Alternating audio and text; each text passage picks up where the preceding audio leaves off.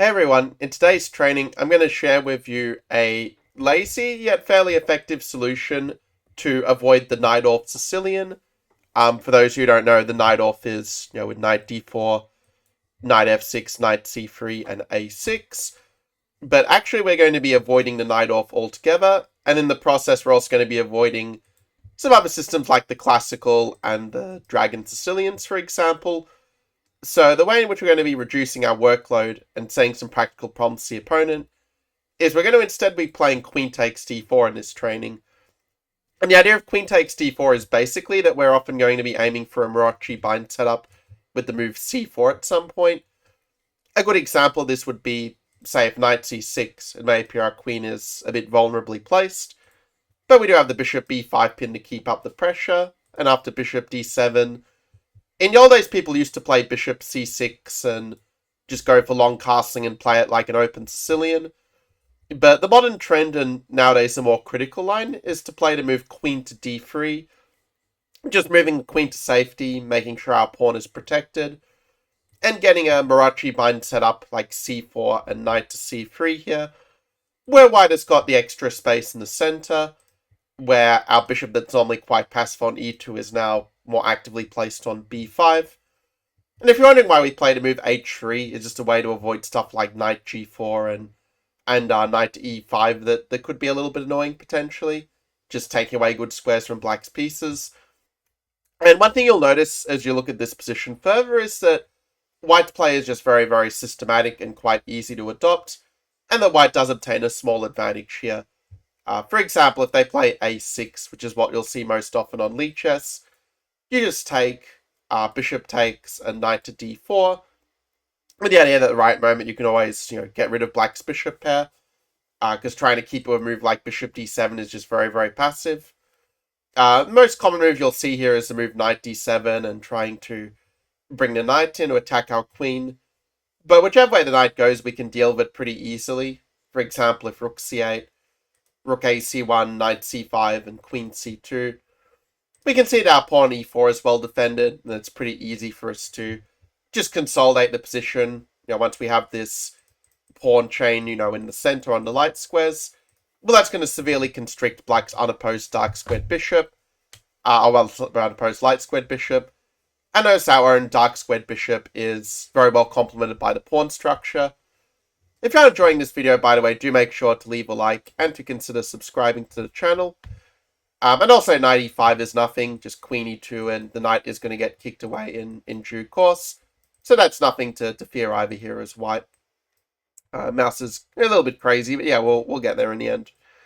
So if they play something else, like let's say we go back a few moves and they play bc6, yeah, just push e5, and that's going to give you a pretty pleasant advantage here, just weakening the black pawn chain. And also, a lot of the lines do tend to transpose into one another. For example, if they play rook c8 first, then they're probably going to play a6 anyway, and you just get the same sort of position to what we just saw. Knight d7 would just be an immediate transposition, for example. And if we go back a little bit further to some of the alternatives, then yeah, they could also play an alternative to g6. They could play the e6 up and have a Morochi in this way. But this one's arguably even a more passive version for black, where even a move like bishop f4, for example, is putting some unpleasant pressure against the d6 pawn, which obviously is a lot weaker with the pawn on e6 versus e7. And if a6, once again, we can just recycle the bishop, play rook fd1, and just enjoy some pleasant pressure against d6 in the long term. Once again, we can play like knight d4, b3, and just really consolidate the whole position. And yeah, that will make our life pretty easy. If you are wondering, what if black plays e5? Well, we can always just play knight c6, so we're not losing a piece with this fork, as it were.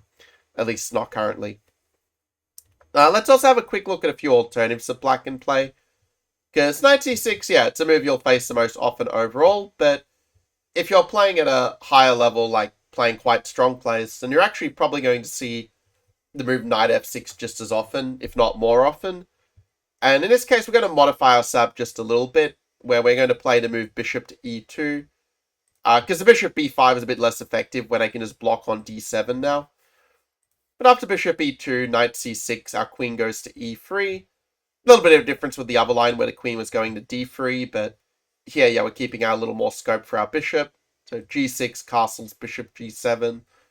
And yeah, one subtle difference you'll kind of notice with this setup is that we're not rushing to play to move c4, but instead we're playing a little more flexibly with the rook to d1, where we still have ideas of e5 to potentially use to pin against the pawn to the queen, but we keep black guessing as to whether we're going to put our pawn on c4 and play a Maroczy, or transpose to more of an open Sicilian style setup with the move knight c3.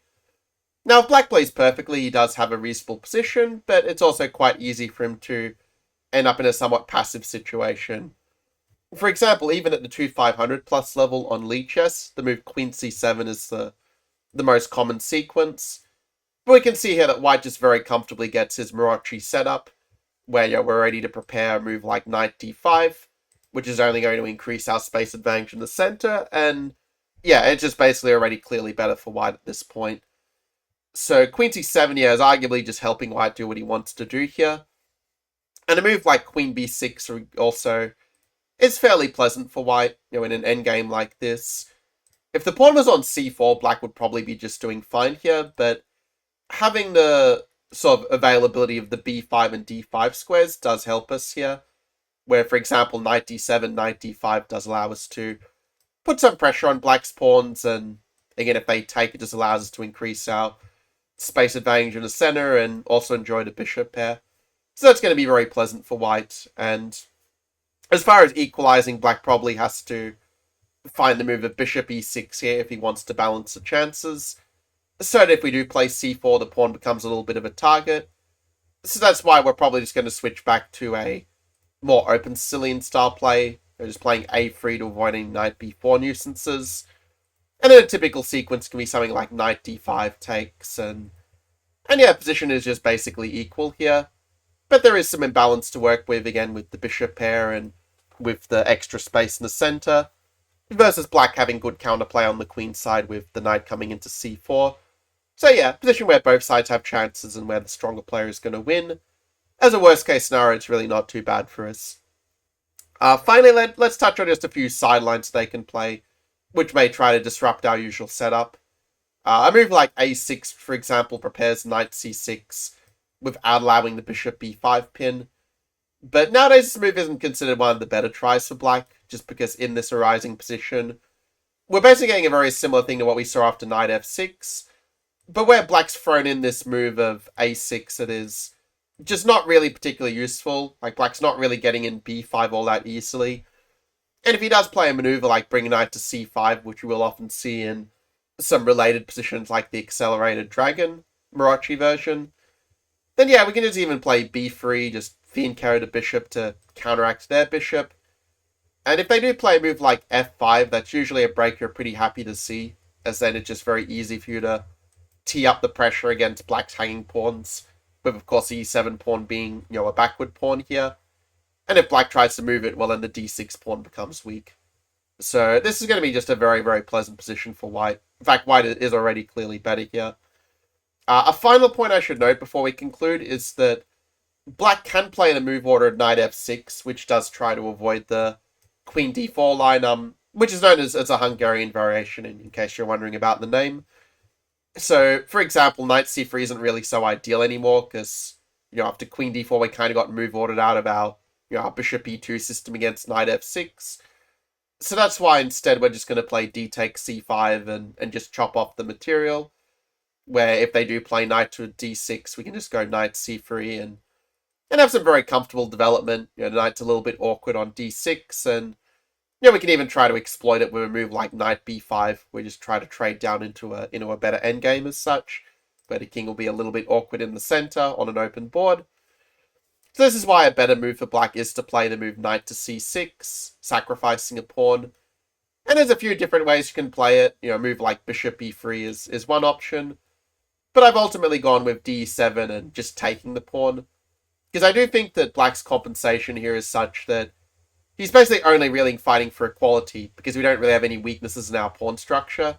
Your f2 is very well defended, and we can tuck away our king with a move like king to c1, for instance. rook d8, a3, just consolidating the position, not allowing any counterplay against the c2 pawn. And meanwhile, we're going to have moves like knight d2 and bishop d3 to neutralize the black knight. And white is going to have the better side of equality. If black plays correctly, he'll maintain the balance. But only white can really hope to win in such a position with the extra pawn. So yeah, I hope that you enjoyed this training video on the queen takes d4 anti-Najdorf. I realized that for many players, like the Najdorf has such a wide body of fury that it's kind of easier just to avoid it.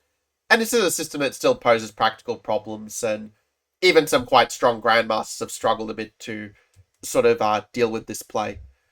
So anyway, on that note, let me know in the comments below, what was the part of this for training that you enjoyed the most? Is there anything that really jumped out at you, as it were? Yeah, just let me know down below. And yeah, if you are interested in having private chess lessons with me, I do still have a couple of spots available. So I'm just going to put in a description below how you can best contact me via email or via messenger to continue the conversation from there. In any case, I will see you all in the next training video. And yeah, until then, have a good one.